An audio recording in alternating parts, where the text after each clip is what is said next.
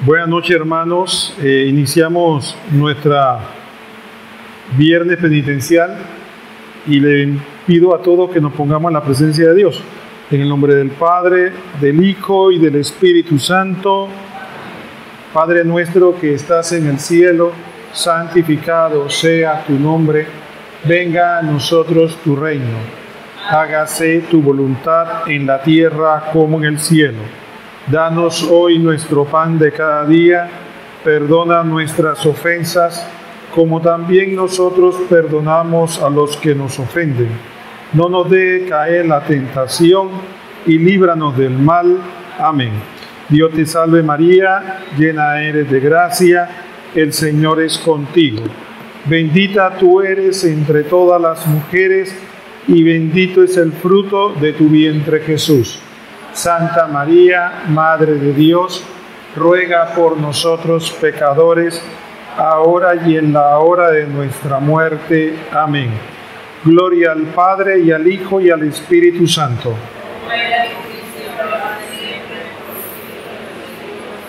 En el nombre del Padre, del Hijo y del Espíritu Santo. Amén. Podemos tomar asiento. Muchísimas gracias.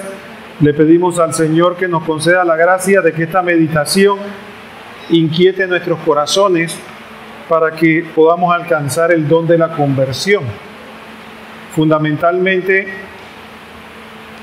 se me ha pedido que reflexionemos sobre las estaciones del Vía Crucis, séptima, octava y novena.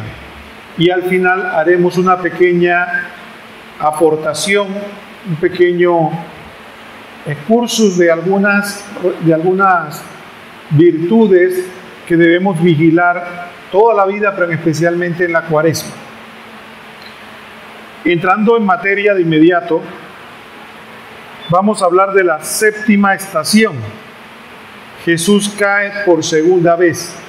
En este caso, cada estación, la Iglesia nos regala un texto bíblico que no en todos los casos procura describir el acontecimiento, porque hay efectivamente estaciones del Vía Crucis que nos llegan por tradición y no por la Biblia. Y este es un caso.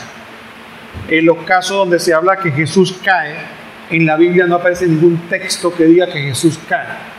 Sin embargo, sí nos aporta la Iglesia algunos textos para decirnos o hablarnos de esta realidad.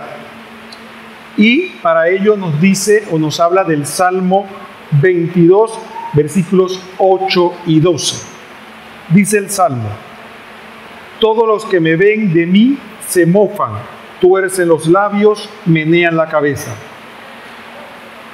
No andes lejos de mí, que la angustia está cerca, no hay para mí socorro. Ustedes ven, el texto está dividido en dos partes. En una parte la descripción de aquellos que se burlan de nuestro Señor, y en otro aspecto está la oración que el Señor hace cuando le pide a Dios: no andes lejos de mí, que la angustia está cerca, no hay para mí socorro. Entonces, quisiera poner el acento en la parte de la burla. Se mofan, tuercen los labios, menean la cabeza. La burla es un arma poderosa de Satanás. Aunque nosotros creamos que somos fuertes, la burla nos hiere más de lo que parece. Solo las personas avanzadas espiritualmente logran realmente vencer la burla. La burla ha sido motivo de apostasía, ha sido motivo de negación. Algunos incluso piensan, y yo me incluyo, que San Pedro, cuando negó a Cristo, más que miedo a la muerte, porque era un hombre muy arrojado, fue miedo a la burla, a que su maestro estaba totalmente humillado y tú eres parte de él. A ver si San Pedro le tenía más miedo a las carcajadas de burla que a las lanzas de los romanos. Si hacía poco había lanzado una espada y estaba dispuesto a pelear hasta morir. Así que sí, la burla es algo tremendo. Y en este sentido tenemos que reflexionar que en nuestra vida espiritual, si somos fieles a Cristo, vamos a tener que enfrentar la burla en algún momento. Y una burla encarnizada, como dicen en el argot popular, cuando nos caen en pandilla, no uno, sino todos juntos. Entonces la pregunta es si vamos a resistir la burla o nos vamos a plegar al mundo para detener la burla. ¿Por qué podemos nosotros sufrir la burla? Bueno, la primera cosa es por la prédica del Evangelio. Ha sido clásico el llamado y la prédica del Evangelio y el llamado a la conversión. Sin embargo, este mundo, igual que el pasado, cada persona piensa que su época es diferente que la otra. Sin embargo, en el mundo, el llamado a la conversión siempre ha sido visto con mofa y burla. Por ejemplo, tenemos en Crónicas 36, 16, segunda de Crónicas, dice la palabra de Dios del pueblo de Israel. Pero ellos se burlaron de los mensajeros de Dios, despreciaron su palabra y se mofaron de sus profetas, hasta que subió la ira de Yahvé contra su pueblo, a tal punto que ya no hubo remedio. La actitud del pueblo elegido ante los profetas, ante el llamado de la conversión, fue burla, mofa. Lo trataron de locos, lo trataron de desquiciados. Y no va a ser diferente para nosotros si llamamos a la virtud, si llamamos a la conversión. Hoy día, ¿cuántas personas están dispuestas a oír que se les diga que por amor a Dios hay que cambiar de vida? ¿Cuál va a ser su actitud? Tal vez tendremos que soportar lo que le pasó al profeta Jeremías. El profeta Jeremías, el Señor lo llamó a que le predicara a su pueblo y le predicó algo que no le gustaba. Sin embargo, Jeremías no se podía resistir al Señor, pero le hería profundamente la burla. Dice Jeremías 27, me has seducido, Yahvé, y me dejé seducir. Me has agarrado y me has podido. Es decir, alguna traducción dice, me has vencido. He sido la irrisión cotidiana. Todos me remedan. ¿Sabes lo que enremedan? No, todo el mundo me imitan, hacen lo que hoy dirían memes. Me hacían memes. Se burlan de mí. Entonces imagínense un profeta como Jeremías, un profeta recio, y le dice a Dios que yo te obedezco, yo no me puedo resistir a tu palabra, pero mira cómo el pueblo me trata.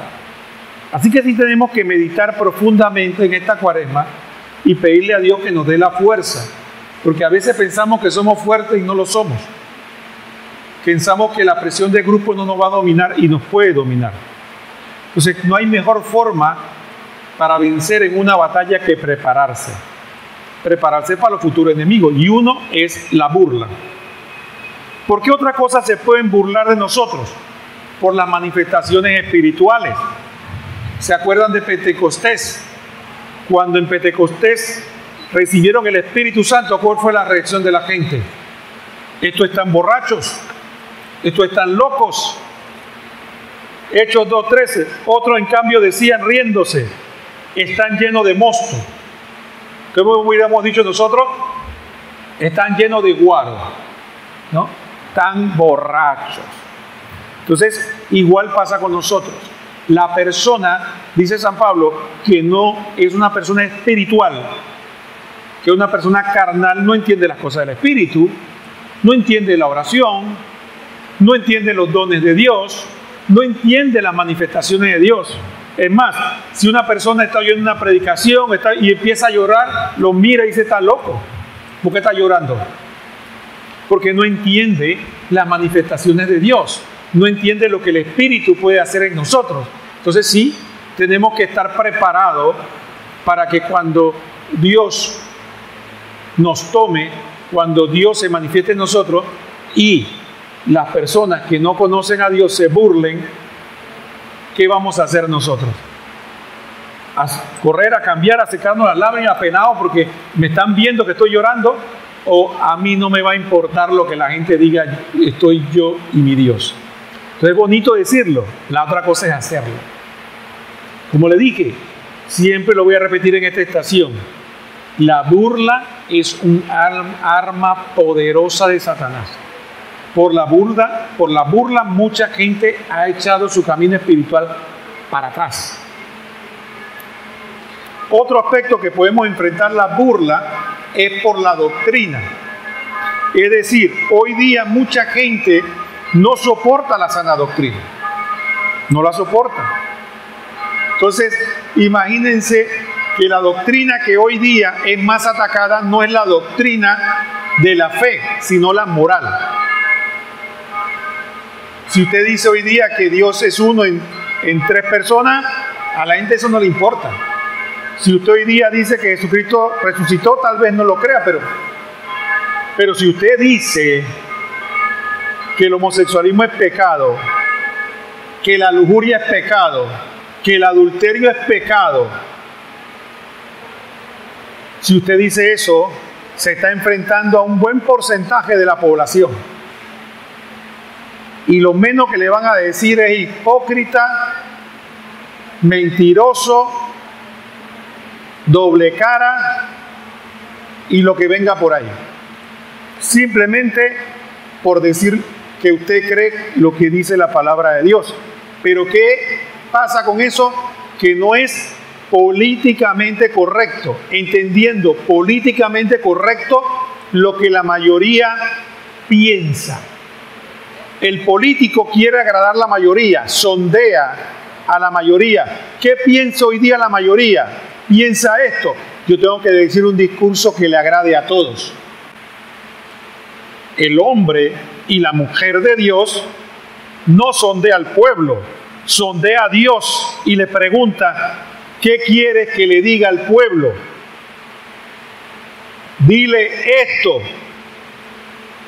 Pero a nadie le gusta escuchar eso. Díceselo que yo te mando. Así le dice Dios a su profeta, y todos nosotros somos sacerdotes, profetas y reyes. No vamos a tener que ser predicadores. Dios nos va a dar la oportunidad. Va a llegar un día que alguien te va a preguntar: ¿y tú qué piensas de esto? No es que le vas a tocar la puerta al otro a decirle estás haciendo mal. Te van a preguntar: ¿tú qué piensas de esto? Y ahí vamos a pensar si, como le pasó a San Pablo en los Hechos de los Apóstoles, que estaba predicando y iba todo muy bien hasta que habló de la resurrección. ¿Y qué dice? Que los intelectuales de Grecia se mofaron de él. Hechos 17:32. Al oír la resurrección de los muertos, unos se burlaron y otros dijeron: sobre esto ya te oiremos otra vez. Entonces, otro aspecto por el que tenemos que enfrentar la burla es por defender la doctrina. La dignidad de Dios.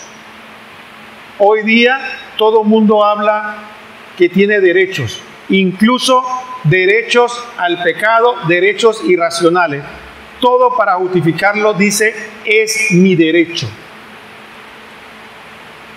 Si yo quiero dejar a mi mujer con los hijos, ese es mi derecho. Si yo quiero cambiar de estilo de vida, ese es mi derecho. Y después dicen: yo tengo derecho a ser feliz.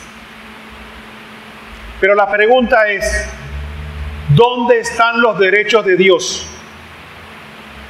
¿O Dios no tiene derechos? ¿Dónde está la justicia para Dios? ¿O es que a Dios no hay que darle justicia?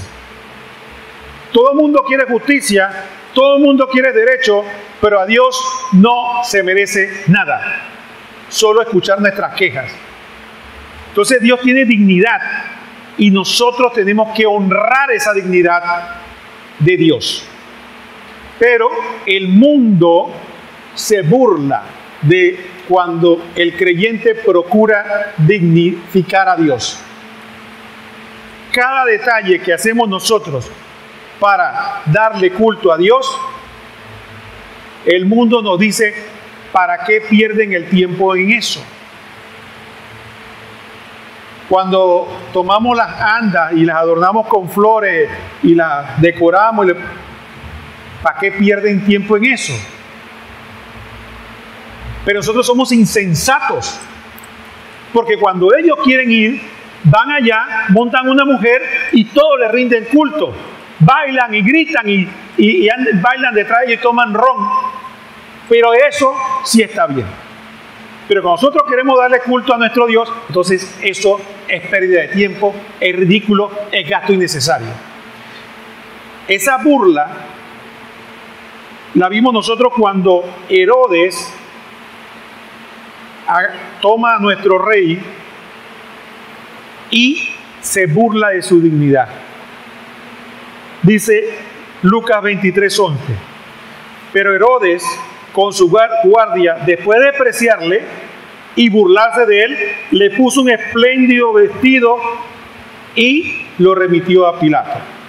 Ese es el típico ejemplo de aquel que piensa que Dios no se merece nada. ¿Qué otro motivo de burla vamos a encontrar? Cuando nos toque la desgracia. Porque a todos nos toca la desgracia. Yo siempre lo digo, nosotros lamentablemente solo vemos la desgracia del bueno, pero al malo también le toca la desgracia. A todos nos toca la desgracia. En esta vida no hay nadie que se salve. Pero ¿qué pasa cuando el bueno le toca la desgracia? Como a Jesús.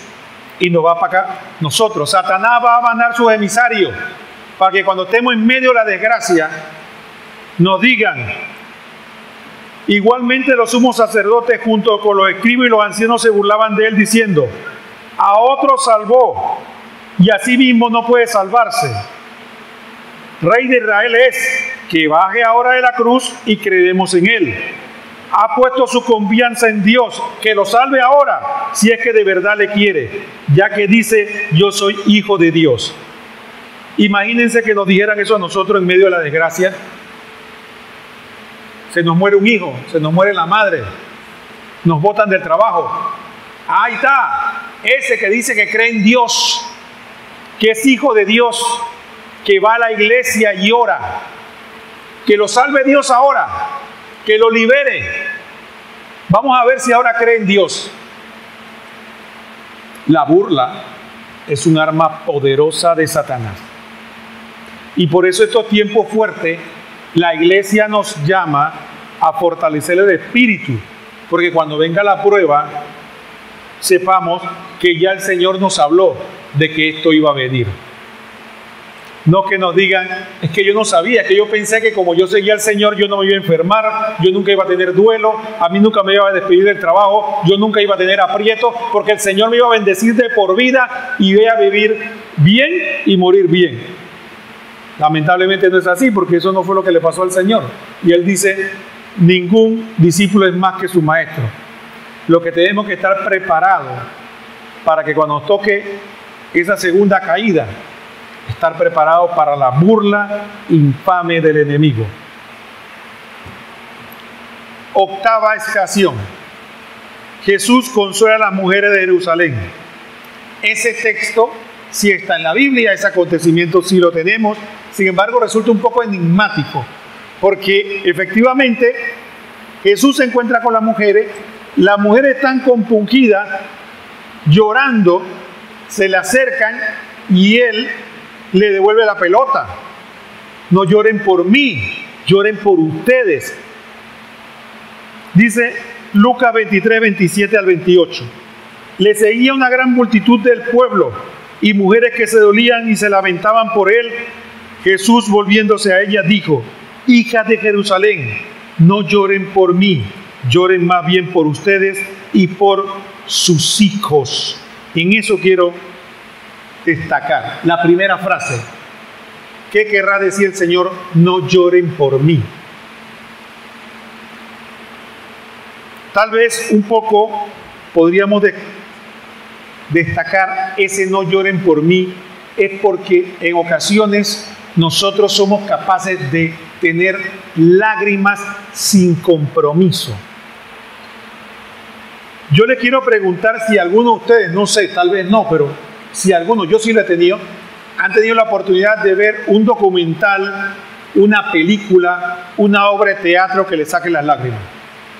Sí, nos saca las lágrimas, nos conmovemos, pero de ahí, más nada, lloramos hasta nos desahogamos, sentimos bien. Yo, antes de ir a la iglesia, yo veía las películas y yo todas las lloraba. Cuando veía que a Jesús, la pasión, la lloré todita. Y entonces uno llora, pero al final, ¿sabe cómo le llaman a eso, no? A ver, ¿se acuerdan cómo se llama? Lágrima de ¿qué? De cocodrilo. ¿Sabe por qué le dicen eso? Yo estuve investigando el tema, ¿por qué las lágrimas de cocodrilo? Porque fíjense en esto. El cocodrilo no tiene capacidad como nosotros de lubricar los ojos. Así que él naturalmente expulsa grandes cantidades de líquidos para lubricar y que no se le sequen los ojos. Entonces, ¿qué pasa? Ocurre que el cocodrilo, de manera particular, cuando atrapa la presa y comienza a masticarla, se da el fenómeno que empieza a botar esa agua a chorros. Y la gente dice, mira, ¿ves? Se lo está comiendo y lo está llorando a la vez. Entonces, ¿qué lágrimas son esas? Lágrimas de cocodrilo. Y de ahí viene el refrán ese de lágrima de cocodrilo, que se está comiendo la presa y la está disque llorando. Pero es solamente para una ejemplificación de aquellas lágrimas sin compromiso. Entonces tenemos que reflexionar en eso. Y entonces fíjense un detalle cultural interesante. En la época de Jesús y antes, sobre todo en Israel y en los países orientales, se acostumbraba a algo que ya nosotros la palabra la tenemos en desuso, pero se llamaba plañideras. ¿Saben lo que eran las plañideras? Las lloronas.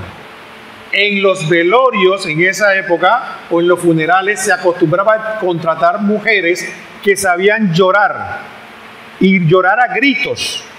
Y también se contrataban músicos. Era otra cultura. Entonces, se moría alguien, se contrataban y había mujeres que lloraban a gritos. No tenían nada que ver con el muerto, pero lloraban a gritos, hacían, como dice uno, el show. Esas eran las plañideras. Fíjate que el profeta Jeremías menciona de manera irónica eso de las plañideras. Jeremías le va a anunciar al pueblo que viene una desgracia. Y como viene la desgracia, le dice, y apúrense, traigan las plañideras para que lloren por ustedes, porque viene la desgracia de Yahvé. Mira lo que dice Jeremías 9:16. Así habla Yahvé Sebaot.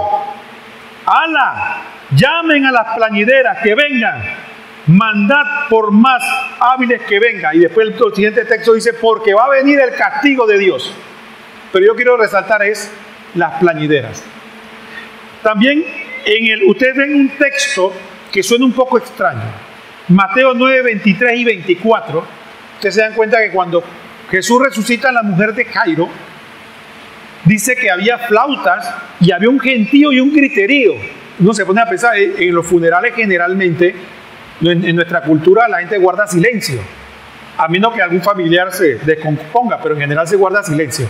Entonces, ¿por qué ahí había, el evangelista habla de eso? Porque estaban las plañideras.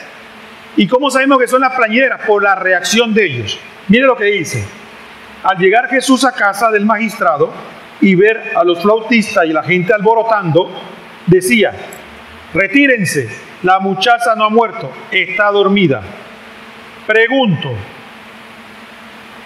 si fueron a buscar a Jesús para que hiciera el milagro, y Jesús le dice, no se preocupen, que ella está dormida, no se murió, ¿qué es la reacción de uno? La alegría. De verdad, ¿será que nos equivocamos? Pero ¿qué dice aquí el texto? Y se burlaban de él. Esos no eran los familiares esas eran las plañideras. Los flautistas y las plañideras que estaban ahí tocando y haciendo el show. Cuando dijeron, está muerta, mire este loco que está muerta, que está dormida, que este es loco. Entonces, ¿por qué Jesús era incapaz de echar a la gente? Digo, a sus familiares, los echó a ellos. Le digo, saquen esa gentuza aquí. Pero ¿por qué yo digo esto de las plañideras? Porque nosotros tenemos que tener cuidado con esa actitud. Podemos venir el Viernes Santo, se habla de la pasión, y a mí me ha pasado, te van a pensar que yo soy un llorón, pero bueno, yo aprendí a no avergonzarme de eso, y yo lloro, pero la pregunta que yo después me hago, ¿y esa lágrima de después qué? ¿Ah? Como el cocodrilo, que lloró y después, vamos a lo mismo. Entonces tenemos que tener cuidado de que Jesús nos diga, no lloren por mí, lloren por ustedes, porque si esas lágrimas son de cocodrilo, entonces más bien deben llorar es por ustedes. ¿Por qué digo esto? Mire lo que dice la carta a los Hebreos. La carta a los Hebreos nos dice que hay gente que después, o sea nosotros, después de haber conocido al Señor y convertido, si caemos de nuevo en el pecado, lo crucificamos de nuevo. ¿No? Lo crucificamos de nuevo y lo exponemos a pública infamia. Eso significa que lo exponemos a la burla pública. Dice, porque es imposible que cuantos fueron una vez iluminados y gustaron del don celestial y fueron hechos partícipes del Espíritu Santo, o sea, todos nosotros, saborearon las buenas nuevas de Dios y los prodigios del mundo futuro, y a pesar de todo cayeron, se renuevan otra vez mediante la penitencia, pues crucifican por su parte de nuevo al Hijo de Dios y lo exponen a pública infamia. Entonces ahí tenemos las lágrimas de cocodrilo. Lloramos, lloramos y caemos y ponemos de nuevo a infame. Ahora, yo lo pongo así. A mí me gusta porque esto impacta más, ¿no? Imagínese el hombre adúltero, ¿no? Llegan de la mujer, ¿cómo tú me haces eso? Y se arrodilla y llora. Llora, no, perdóname, yo te juro. Y pasa un mes y consigue otra. ¿Cómo piensa la mujer que son esas lágrimas? De cocodrilo. ¿Ah? Se habrá esforzado un poquito para ver si no cae con otra mujer. O nada más lloró para convencer. Pero nosotros a Dios no lo podemos convencer. No lo vamos a engañar. Por eso Jesús dice, cuidado, no lloren por mí, lloren más bien por ustedes. Porque las lágrimas no conmueven a Dios si no vienen con verdadero arrepentimiento y verdadera conversión. Dice, llorar por nosotros. Dice que debemos llorar por nosotros. Hay dos textos que me parecen interesantes. Uno, bienaventurados los que lloran, porque ellos serán consolados. Ahí hay una ambivalencia porque hay muchos textos que dicen, estén siempre alegres en el Señor, estén felices. Entonces, no es que hay que pasarse la vida triste para ser consolado, sino que eso tiene un pique ahí. ¿Cuál es? Los padres de la iglesia lo interpretaban en dos sentidos.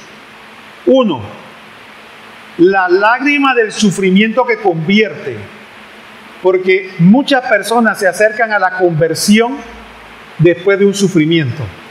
Son pocos los que se acercan lamentablemente a la conversión después del bienestar. Después del bienestar la gente generalmente se aleja de Dios. Entonces la gente muchas veces, por eso decía Jesús, y muchos de los que sufrían lo buscaban. Eso es un fenómeno curioso. Los seres humanos somos extraños. Cuando estamos llenos de la bendición de Dios, como que nos olvidamos de Él. Y cuando entonces estamos apretados por el sufrimiento, entonces buscamos a Dios, pero de corazón.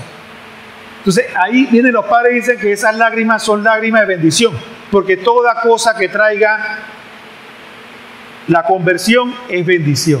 Ojalá sea la lágrima, ojalá sea el sufrimiento. Hay otro aspecto también de esa lágrima.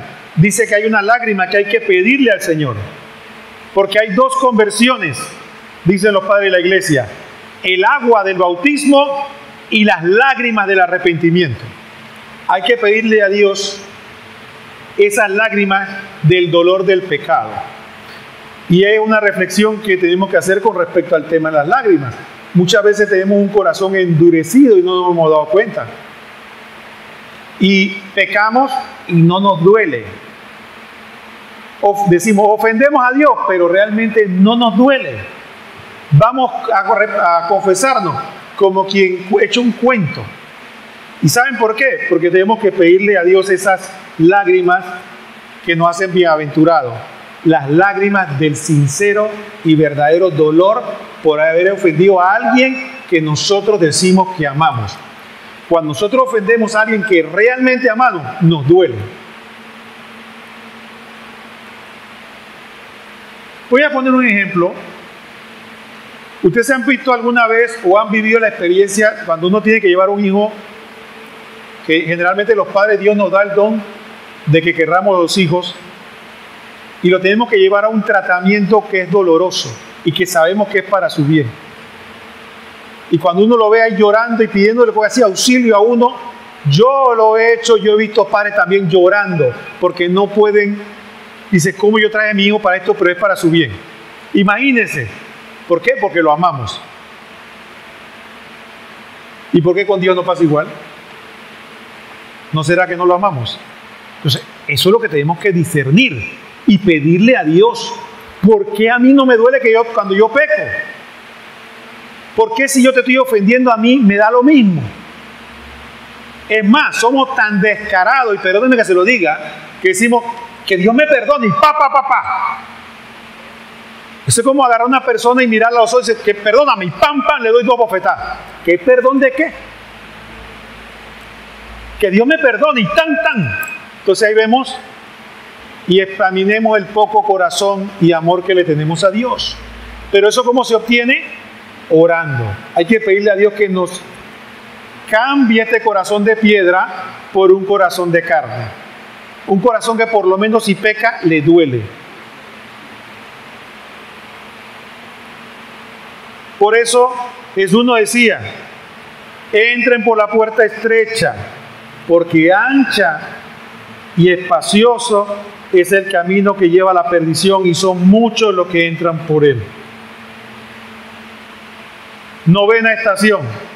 Jesús cae por 3ª vez. El texto, como dije, que nos regala la iglesia es el amor de Cristo. 2 Corintios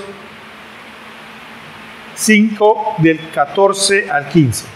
Porque el amor de Cristo nos apremia al pensar que si uno murió por todos, todos por tanto murieron. Y murió por todos para que ya no vivan para sí los que viven, sino para aquel que murió y resucitó por ellos. El amor de Cristo nos apremia. No hay cosa más triste. De hecho, en España le llaman malnacido que una persona que no es agradecida. Nosotros cuando conocemos una persona que alguien lo ha ayudado mucho una y otra vez y no corresponde, decimos, qué mala persona es esta, este bicho, le decimos y todo. Lo han ayudado una y otra vez, muérdela. Y nosotros con Cristo, ¿cómo somos? Mal bicho también, ¿no? Pues Cristo va y nos perdona una y otra vez y está con nosotros.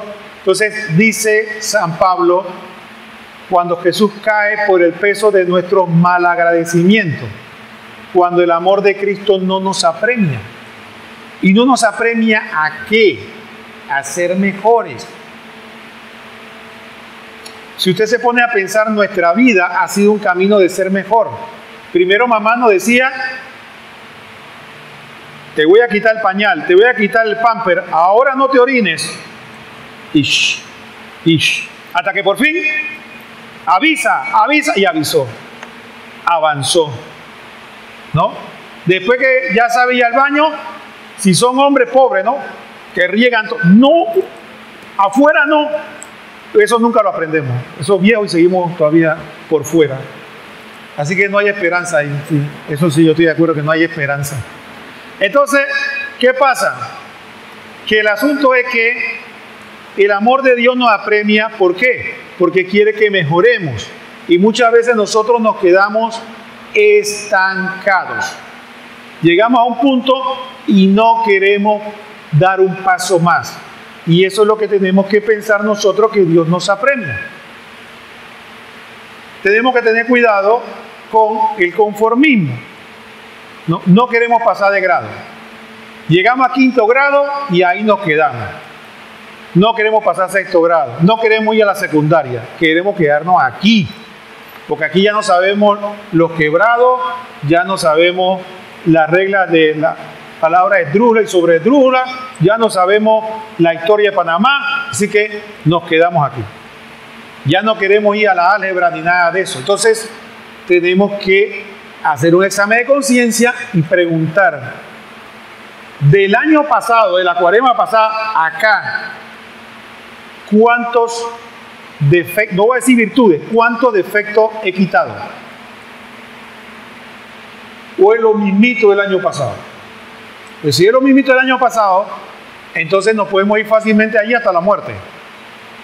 Entonces pasamos que Dios nos regala 70, 80, 90 años y quedamos igual. Ese es el amor de Cristo que nos apremia.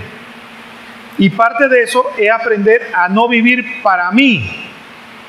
Y esa es una de las partes más difíciles en el camino espiritual. Porque nosotros estamos completamente convencidos de que esta vida nos pertenece y que nosotros somos los dueños de ella y que no tenemos que darle cuenta a ella, a nadie, solo a mí. Y cuando mucho a mi propio gusto. Entonces, cuando nosotros logramos entender que nuestra vida no es mía, sino de aquel que murió, y me lo quitaron de ahí, que murió y resucitó por nosotros, Adame fue que se lo llevó. Entonces, eso es un proceso muy fino de conversión. Muchos de nosotros nos pasamos la vida mirando nuestros pecados y nuestros defectos. Pero realmente tenemos que irnos a la raíz. La verdadera raíz es de que nosotros no reconocemos que los pocos días que tenemos en esta tierra se la debemos a Dios. Pero no solo en debernos en deuda, sino en deber de servicio. Entonces nosotros no venimos a la iglesia a darle las migajas a Dios. Nosotros venimos a la iglesia para entender que toda nuestra existencia se la debemos a Él. Y por eso parte de nuestra vida no está completamente convertida. Porque creemos, no, mira, yo en la iglesia, aquí con Dios. Allá con el jefe o con mi trabajo. Por allá con el deporte. Por allá con otra cosa. Entonces, hasta que no hagamos esa conversión, mucho de nuestra vida hará dando tumbo. Les dije que iba a darle algunas recomendaciones para la cuaresma. Mire, hay unas virtudes que quisiera compartir con ustedes que podemos vigilar en esta cuaresma. Casi siempre, cuaresma, no hable mal del prójimo, que está bien, no como pescado, ayuno. A ver, ¿quién aprovechó el día de hoy y ayuno? No me contesten. El ayuno es muy importante para el que tiene la posibilidad de hacerlo, porque muchas de las virtudes que vamos a hablar solo se consiguen con ayuno y oración. Vamos a hablar de algunas virtudes. Primero, dice Mateo 11:29, tomen sobre ustedes mi yugo y aprendan de mí, que soy manso y humilde de corazón, y hallarán descanso para sus almas. Una de las cosas más difíciles de la fe es esta. A veces cuando nosotros hablamos de la fe pensamos fe en milagro, fe que yo le pido a Dios que me dé un trabajo y me lo da, o que alguien se cure y se cura. Sí, eso es fe, pero hay una fe más profunda. Es creerle a Dios a pesar de que toda nuestra inteligencia, toda nuestra experiencia, o todo lo que nosotros pensamos que está bien, nos dice que no. Y ahora van a ver. Jesús nos dice que tenemos que ser manso y humilde para tener descanso en nuestras almas. Qué cosa más difícil. si nosotros sentimos que cuando somos humildes nos pisotean y que cuando somos mansos más todavía? Entonces, lo que sentimos es una tremenda inquietud en nuestro corazón. Entonces, ¿cómo creerle a Dios que si somos mansos y humildes vamos a encontrar descanso en nuestras almas? Bueno, lo mismo que le uso el ejemplo. ¿Cómo le explica el papá a su hijo que está teniendo un tratamiento doloroso, un niño pequeño que no entiende? ¿Cómo el papá le explica eso? No puede, ni tampoco lo va a entender porque el dolor no lo deja. Lo único que queda al papá es decirle, créeme que es lo mejor para ti. Así mismo Dios dice con nosotros. El dolor nos revuelca, no nos gusta ser humilde, no nos gusta ser manso, pero el Señor dice, créanme que van a encontrar descanso para sus almas. Entonces, siempre se habla de humildad y de humildad y de humildad, y a veces es un poco difícil porque no se describe.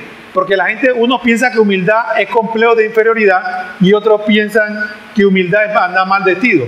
Porque a la gente que anda mal vestido o que no tiene plata o no se perfume, esos son humildes. O el que dice yo no sirvo para nada, yo soy poca cosa, entonces ese es humilde, tampoco. Pero lo que sí sabemos es que la humildad es importante. Primero, porque dice que el Señor resiste a los soberbios. Cuando nosotros no alcanzamos la gracia muchas veces es porque el Señor nos está resistiendo. Y Satanás huye de los humildes. Entonces es un buen negocio dejar la soberbia y alcanzar la humildad. Para alcanzar la humildad lo primero que tenemos que hacer es luchar con la vanagloria. ¿Por qué? Porque la gloria no es mala, pero la vana sí. ¿Y por qué es vana? Primero, porque no está en nosotros. ¿Cuántas personas se sienten mejores y más importantes por el auto, por la casa, por la ropa, por el celular? ¿Cuántas personas cuando se visten bien, se miran al espejo, bien peinados, bien arreglados,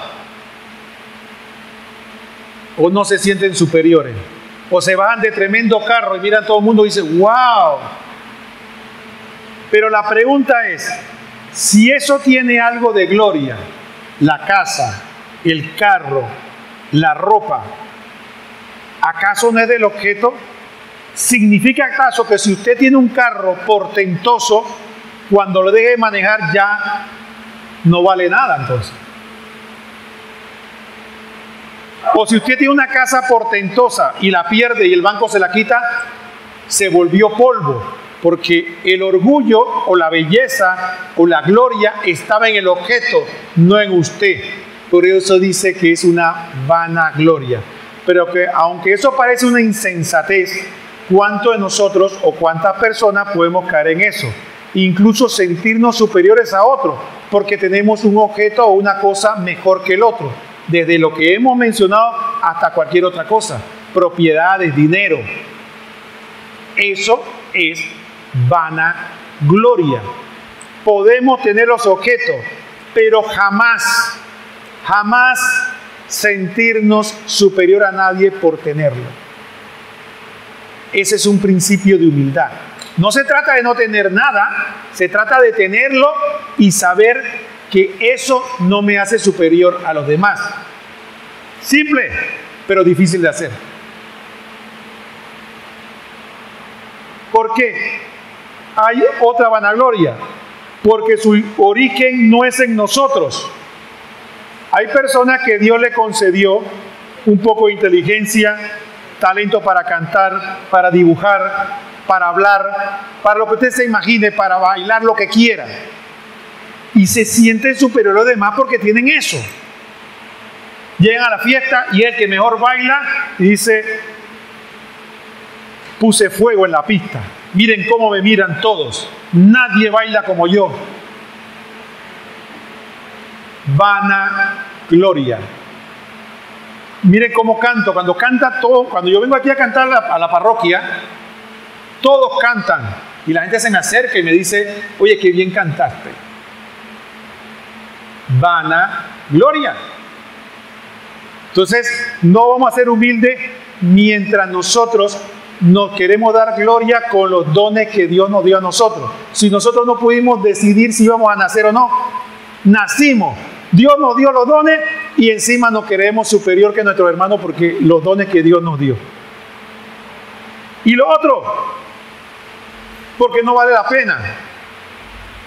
¿Cuánta gente no se siente mejor que el otro porque tiene pelo? Como tú y yo, Adame, no tenemos, pues se burlan de nosotros porque no tenemos pelo. Entonces tiene una cabellera y hace así. Si supiera que se va a perder pronto. Pero se siente orgulloso del cabello, de la barba, del rostro, del cuerpo, de los ojos. Cosas que van a pasar. Pero cuánto se enorgullecen, pero peor, se sienten superior. Incluso personas de nuestra edad. ¿Te paran y qué? Oye, ¿tú viste a fulano cómo está gordo? Mira, ¿ves? Yo sí me mantengo bien.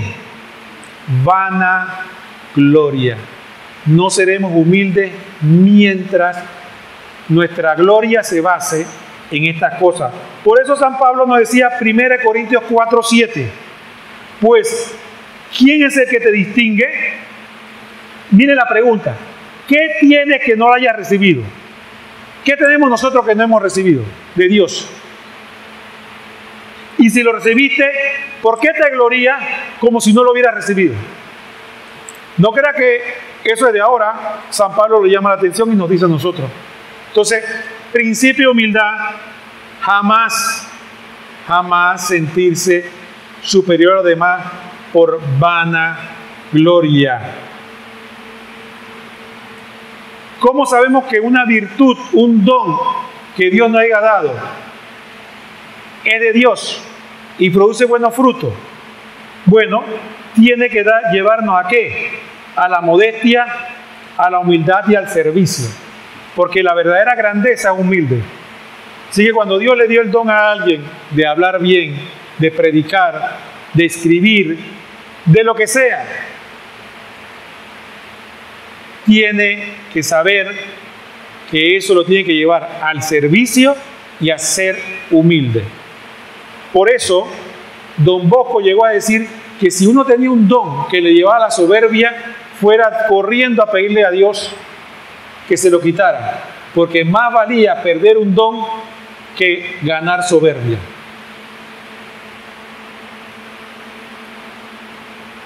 Hay otra cosa que es parte de la vanagloria. Otra cosa, ¿sabe qué es? El reconocimiento.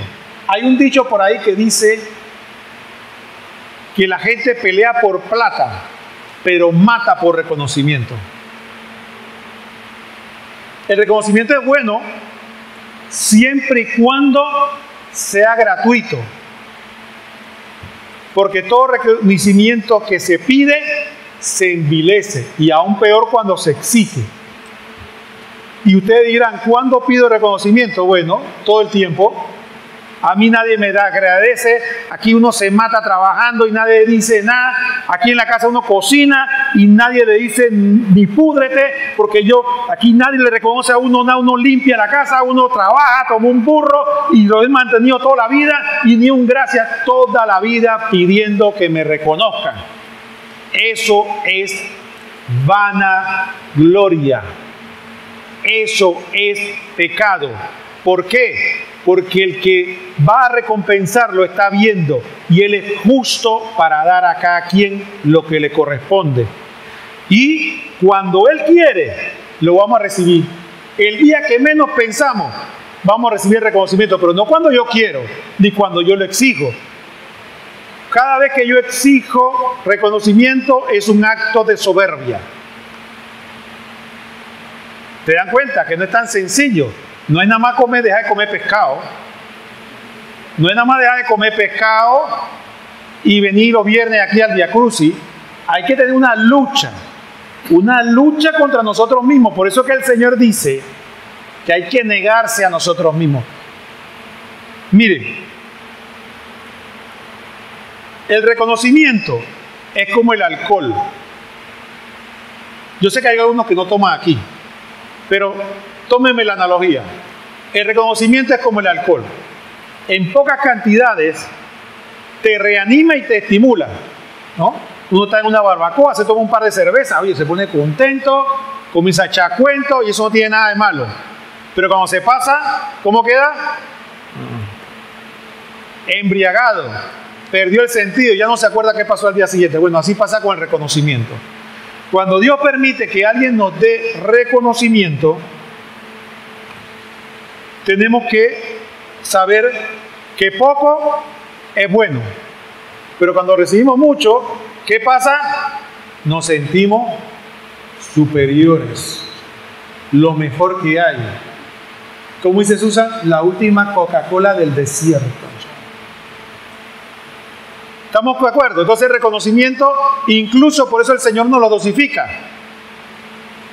para que recibamos lo que necesitamos, porque somos soberbios 3 horas después de muerto. Entonces hay que darle un poquito. Somos como alcohólicos, que no podemos probar mucho del alcohol porque por ahí no nos queremos ir. Entonces, ¿qué tenemos que hacer cuando recibimos un reconocimiento? A ver, ¿cuál es la actitud cristiana? A ver, hermano, se me olvidó su nombre, ¿cómo es? ¿Cómo? Martín. Si Martín me acerco yo y Martín, yo te he conocido de hace un tiempo y yo me he dado cuenta que tú eres una persona muy inteligente. De verdad. Dice Martín, wow. Yo siempre lo había querido, pero que tú me lo dijeras es un reconocimiento que de verdad. Pero, ¿qué dicen que uno debe hacer? Es una grosería que uno diga, no me digas eso. Eso es para el Señor. Y encima es hipócrita porque ni nos lo creemos. Y que no me digan, eso es la gloria para Dios. No.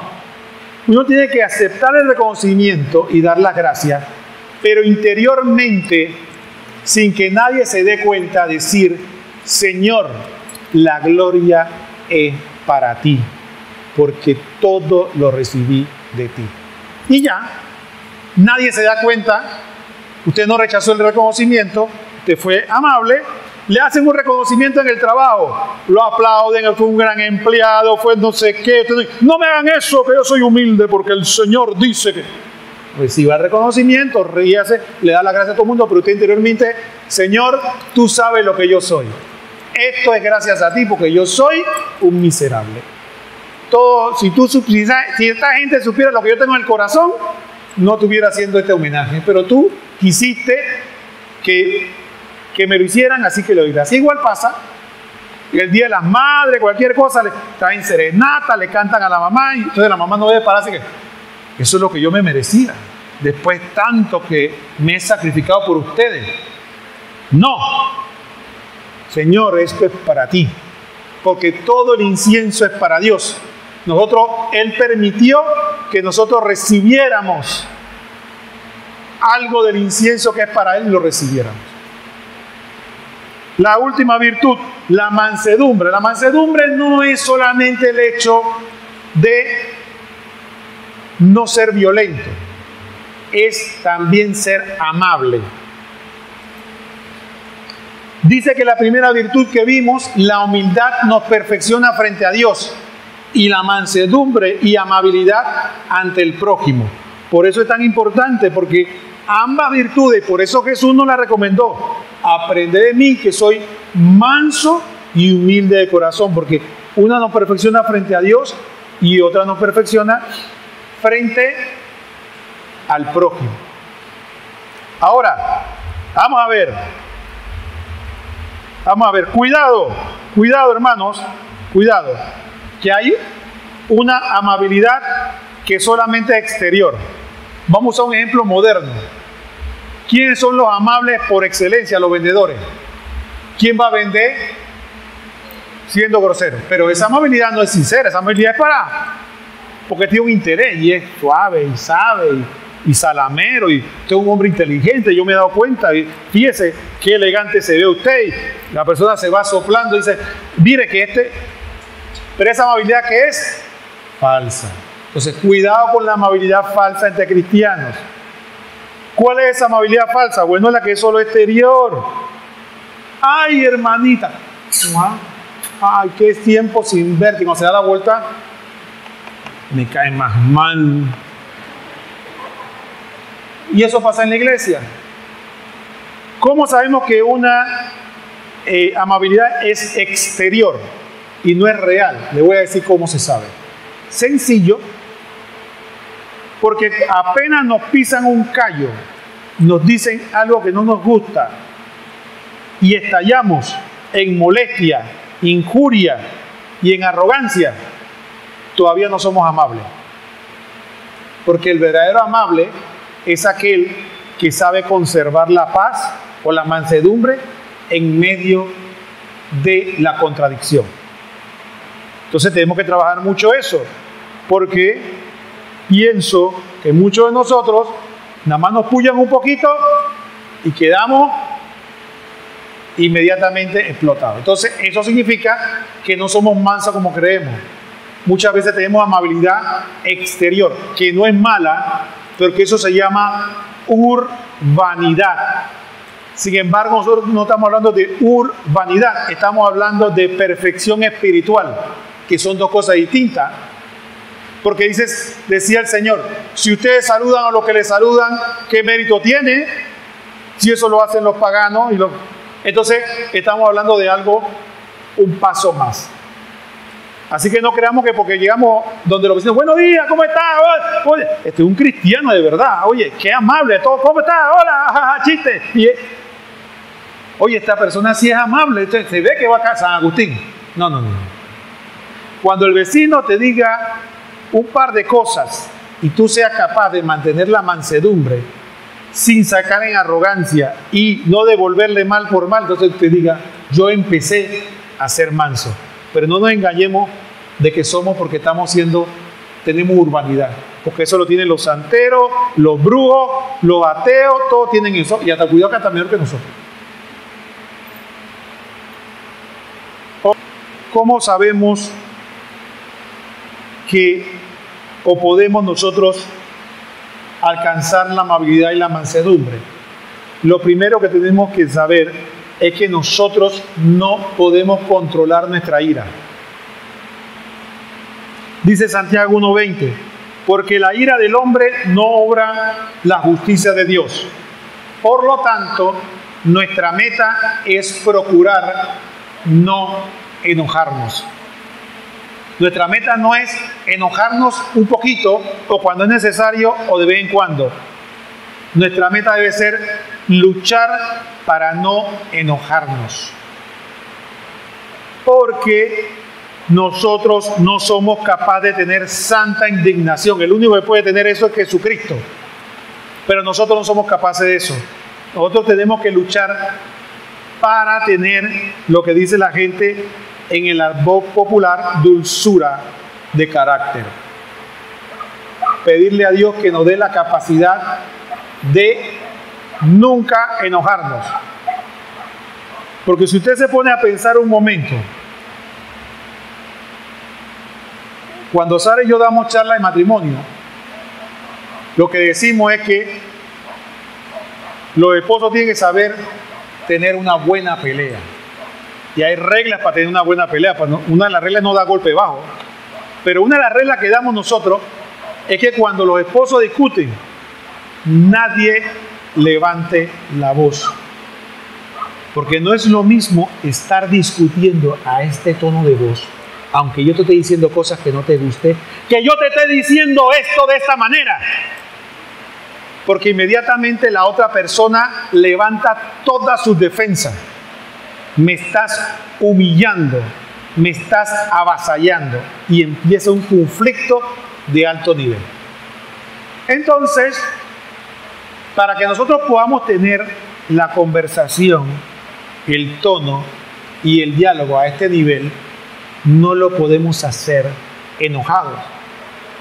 Le voy a hacer dos recomendaciones. Uno, cuando usted sienta que va a perder la calma, respire profundo y si se puede retirar del área, pida permiso y se retira. Si está en la casa, diga, perdone un momento y me voy para el cuarto. Y me quedo solo ahí. Otro tip importante. Cuando usted sienta que va a perder la calma, haga como los discípulos estaban en la barca en el mar embravecido. Despierta a Jesús y dile, Señor, sálvame. Si lo dice de corazón, el Señor apaciguará la tormenta. Pero no crea que porque se enoja es que tiene carácter y es que es fuerte y que a mí nadie me... Porque entonces le está escuchando la voz a Satanás. Y le voy a poner que quiera ponerse a prueba, que vaya al Seguro Social. El que va al Seguro Social y no pierde la paciencia, digo yo, ha empezado a vivir el camino de la conversión. Porque ahí de uno llega, lo reciben, ¿qué quiere? Entonces, ¿qué te pasa? Entonces,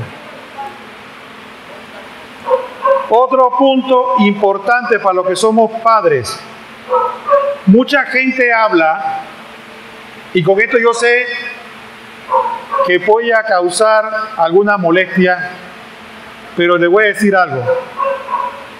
Yo espero que muchos de ustedes hablen muchas de las cosas que dicen género literario, porque ningún cristiano puede corregir con violencia, ni debe corregir con odio, ni con enojo, porque ese no es el modo de Jesucristo. Jesucristo no le dio palo a sus apóstoles, no los trató ni los insultó, sino que les enseñó con amor, y ese es nuestro modelo. No, lo que pasa es que la gente hay que darle para que aprendan. Pero eso es de aquí para allá. Y si hicieran eso con nosotros, para que aprendieran, nos dieran nuestro lunch cada vez. Ah, no, conmigo no. De aquí para allá. Entonces ahí vemos que no es justo. Si a ti te gusta que te den cafá en la cabeza cada vez que te equivocas, perfecto. Entonces tal vez tendrías alguna honestidad en sí, que yo voy a dar cafá para que aprendan. La corrección hay que hacerla con constancia. Muchas veces pegamos es porque nos da pereza ser constante. ¿Cómo se le enseña a alguien a cepillarse los dientes? Toda la noche tienes que cepillarte los dientes. Tienes que cepillarte los dientes. Ya te lo he dicho una semana, así que te voy a dar un palazo la próxima vez. Bueno, ahí vemos la falta de paciencia. La corrección tiene que ser con método. Es decir, no un día sí, ni un día no.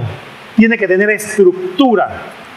Tiene que ser constante y con estructura, método, para que la persona comprenda qué es lo que se quiere de él.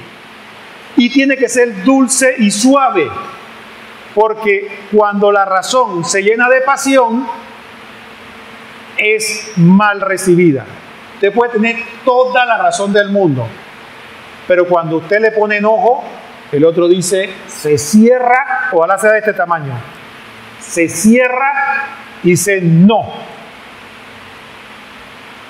Y la verdadera educación tiene que entrañar cambios. Entonces, educar con mansedumbre es importante para aprender que no es la indisciplina o la falta de coherencia del otro lo que me va a justificar el enojo. Porque todos tenemos gente que tenemos que educar o está debajo de nosotros. Y tenemos que aprender a disciplinar con amor. No es no disciplinar. Ese es el otro tema. La gente cree que el amor es no disciplinar. No. Hay que disciplinar. Hay que ser constante. Pero hay que hacerlo con amor. Y por último, para cerrar, 2 puntos. Para ser verdaderamente amable, hay que aprender que cada vez, y podemos practicar en la casa, cómo dejamos de ser muchas veces violentos. Cada vez que tenemos un acto de enojo, tenemos que repararlo ¿con qué? Con un acto de dulzura. Aquel con quien fue rudo. No solo arrepentirme, sino reparar el daño tratando de ser más dulce. Es la única forma. Es la única forma. Eso de que, ay, perdóname, y después vuelvo a ser violento, no. Tengo que aprender a doblegarme, y aquel con el que no quiero ser dulce. Entonces, perdonen que suene, a veces yo sueno, y Dios me perdone si no lo estoy haciendo bien, a veces sueno irónico, pero es que yo quiero transmitirle esto con todo corazón, porque muchas veces creemos que el cristianismo se trata de caminar arrodillado con piedra o echarse vela en la cabeza o flagelarse. No es esto, que es muy duro de hacer, muy difícil, que nos puede tomar toda la vida alcanzarlo. Pero si no tenemos claras las metas, entonces podemos vivir circundando y crucificando a Cristo una y otra vez, creyendo que somos devotos. No lo somos. No lo somos hasta que no seamos mansos y humildes de corazón. Y la última lucha importante: no podemos ser ángeles en San Agustín y demonios en la casa, o viceversa. Pues puede ser también lo contrario. Hay gente que puede ser que sea muy amable en la casa y acá nadie lo aguanta. Pero generalmente es al revés. Generalmente la gente en la calle presenta su mejor cara, y en la casa y otro. Entonces, esa incoherencia hay que romperla. Es preferible que pongamos un punto medio y que pongamos la verdadera cara en ambos lados, cosa que cuando cambiamos en ambos lados. Porque esa diplomacia no se engaña, porque nos hace ver aquí. Entonces los que están en la casa no vienen a la iglesia por eso, pues. No nos engañemos, es por eso. Porque dice, no, si te conocieran allá, no pensarían lo que pienso yo. Entonces, finalmente pidámosle al Señor que nos conceda la gracia de que esta Cuaresma luchemos por estas dos virtudes: contra la vanagloria, para ser humildes o más humildes, porque es un proceso, y aprender a ser más manso o amable o dulce con los demás, como el Señor quiere. Gloria al Padre, y al Hijo, y al Espíritu Santo. Como era en el principio, ahora y siempre, por los siglos de los siglos. Amén.